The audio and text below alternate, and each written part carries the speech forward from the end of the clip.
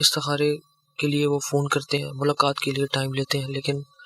مجمع زیادہ ہونے کی وجہ سے ان کو ملاقات کا ٹائم نہیں ملتا، فون نہیں اٹھتا، تو لوگ پریشان ہیں۔ کوئی ایسا عمل بتا دیں کہ وہ خود استخارہ کر لیں، اور چونکہ تسبیح خانے نے سارے نظام کو عام کیا، کسی چیز کو چھپایا نہیں، تو ہم پہلے بھی بتایا، مزید لوگوں کو بتا دیا جائے کہ استخارہ خود کر لینا، اس کا کوئی طریقہ بتا دیں۔ ایک تو استخارے کی جو مسنون دعا ہے، اگر کوئی شخص 11 دفعہ رات سوتے وقت اس کو پڑھ لے جی اور 11 دن، 21 دن، 40 دن، چند دن ہی میں دل، دماغ، سوچیں، جذبے ادھر چلے جاتے ہیں جدھر خیر کے دروازے ہوتے ہیں۔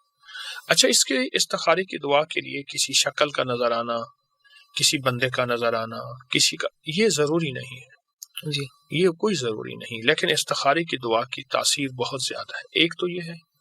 اور دوسرا یہ ہے یا لطیف ہو یا علیم ہو یا خبیر، جی یہ اگر کوئی فرد ایک تسبیح پڑھے پر پڑھے گڑ گڑا کے، 1 منٹ والی نہ پڑھے، 10 منٹ والی تسبیح پڑھے اور گڑ گڑا کے پڑھے، اور اپنے مقصد جس کو اللہ پاک سے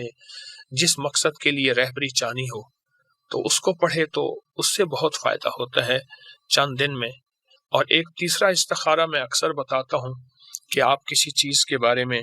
ذہن میں ہے یہ کریں یا نہ کریں، تو لا خلابہ کثرت سے پڑھیں، کثرت سے پڑھیں لا خلابہ، تو اس سے بھی انشاءاللہ ساری خیر کی راہیں کھل جاتی ہیں۔ بابا